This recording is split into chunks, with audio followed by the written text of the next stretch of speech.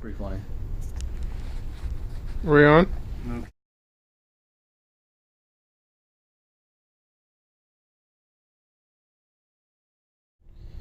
So what have you been up to? Right. Have you heard about Maggie's breakdown? Exactly. You could go back and give yourself some advice. What would you tell yourself? Actually, for that, I think I would actually wear more ascots. I just found out that was my thing, and probably a little more. I like wearing this ball cap. I just got this tattoo. I think that's what I would change. Exactly. Right. Sounds good. Sounds good. Can I? Am I a light? What are you smoking these days? Mostly from Cincinnati. My dad passes along. It's mostly 20s, sometimes 100s. You got a light? Right. Nah. So, Adrian, how do you feel about being back at Georgetown?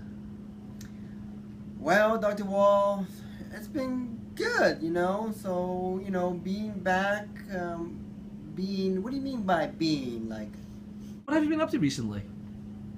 so, I've been, I just became the chief of the cardiac anesthesia division over a little known hospital you may know called Columbia University. Columbia? Where's that? Yeah, Columbia. It's in New York. It's Virginia Apgar. In New York State.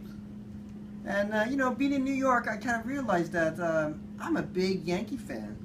So I love going to Yankee sporting events. I love the Rangers, the Knicks, the Jets. If you could go back 20 years and do something different, what would that be? Well, Dr. Wall, I gotta be honest with you about something. I had this relationship with someone during my residency that no one really knew about. Well, some people always ask me, how can I afford these elaborate trips to Bora Bora, own this new BMW, or even have this massive wedding, Adrian, can you get to the point, please? Well, okay. So, I want to let you know I'm really Adrian Price. I'm not Ionescu. I'm Steve Longlast's younger brother. I never really told anybody about this secret relationship that we had. We actually own a trust fund together, and we share this common, handshake and bond together. What was a handshake? Oh, whoa, what is that?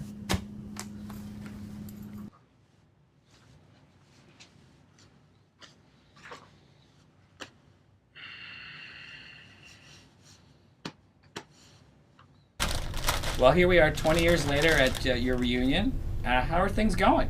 Well, good. Yeah. Good. Now, you used to be pretty big into bodybuilding and weightlifting and stuff. Still am. Looks like you put on Still maybe am, a few pounds. No, it's these little protein packets I've been taking. Well, those are candies. No, protein candies, and everything's been going great. So, Eamon, where are you working now? Well, everybody knows how much I liked orthopedics. Wait, you didn't go back into residency for orthopedics, did you? So I thought about it, and then I figured the only thing better than being an orthopod is taking money from orthopods. So I opened up a surgery center. I charge those SOBs $1,000 a gram of Ancef, rolling in it. And if you could go back 20 years, what would you do differently?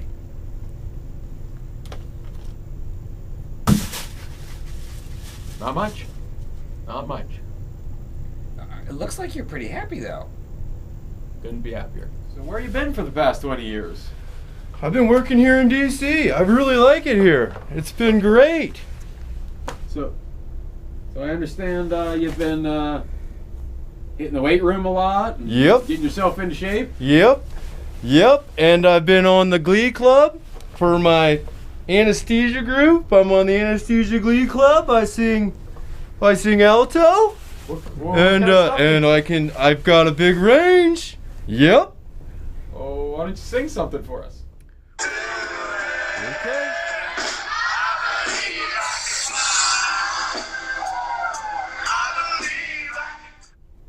Wow. Yeah, it got me into Georgetown. I sang a ballad for Dr. Eusitis, and they accepted me in. It's been working for me. Yep. What else have you done that for? Well, it doesn't work for the barber. They don't cut me any slack. I've been trying some different things with my hair, so I stuck with the goatee. Yep. We are. It's 20 years later. Yeah, And yeah, how you it doing? is. How you doing?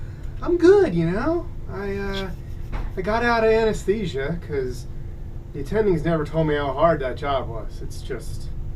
It was tough. So I got into being a mascot for a local high school. You know, we're the Jackrabbits. Not a lot of work, you know, because we mostly just do football. So there's the football season, and then they're trying to get me to do some of this girls softball. I don't know if I'm interested, so I'm just going to stick to football. Okay. And you know, we always were wondering, what do you carry in that man purse of yours? Oh, this? Yeah. It's funny you ask. Everyone's always been asking me what's in here. You know, I got Boogie. You know, I'm a clean freak. You know that. So I keep my van, all the faux wood and the faux leather with the pledge in the van I live in. Found this on the street, kind of cool. So that's in there. That's from Friday. Got an umbrella. Got to keep the fur nice.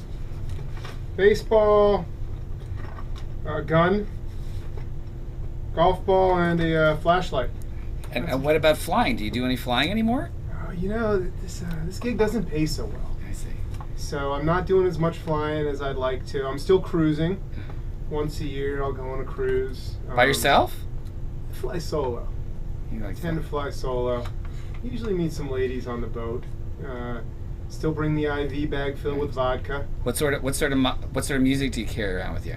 80s show tunes, like Celine Dion, stuff like that. And have you heard from any of your fellow residents? I visited Maggie in the Slammer. Oh, have you heard about Maggie? Yes, I did. We had some quality time there. Other than that, not so much. I've seen Price in the Wall Street Journal. It's left around. I use that for my cat's litter box. Well, you look like you're really happy since you've left Georgetown. Yeah, because you know I can. I just have this costume, and I don't have to wear anything under it, so I stay cool. And it's tough work, but again, it's only 6 weekends a year. All right. And do you have anything to say to your fellow residents? I don't really have much to say ever. So it's been 20 years. How have you been doing? Have been doing. 20 years later, how's it look like I've been doing? I'm a middle-aged woman with a severe personality disorder. Didn't you know about this? I mean, for 3 years, I had to just smile all the time at Georgetown. Smiling, hello, Dr. Siderhout. Hello, Dr. DeJesus. Hello, Dr. Wall. I mean, it drove me nuts. It drove me just crazy. And then I got married and I had a whole bunch of kids. And then I became a total helicopter parent. I mean, I had this total personality disorder. I got put in jail, and now I have this frigging, this monitoring ban. I mean, how bad is my life? I mean, I'm smoking cigars, for God's sakes. And still smiling all the time. Well, if you could go back and give yourself some advice, what would you tell Maggie from 20 years ago?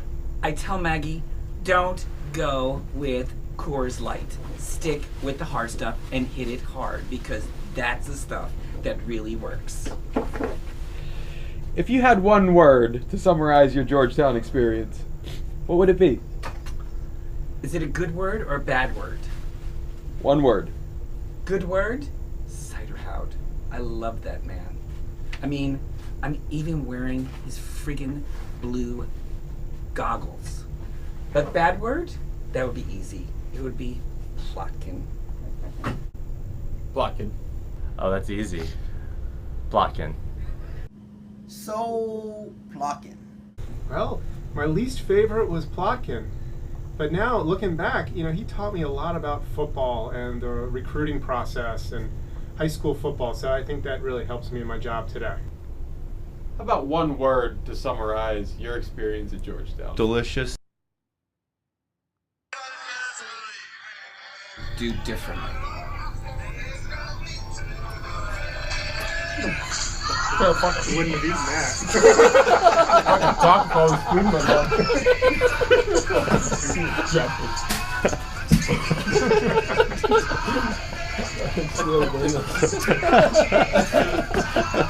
Those pickles can't be good. This hair disorder, and I've got hirsutism. I have a thyroid disorder. Oh yeah, I guess we are. Is that the Funky Red Dots recording? Yeah. So does that mean that we didn't record all that other stuff and that this is only being recorded now? You guys can't put this on the graduation or on Dead.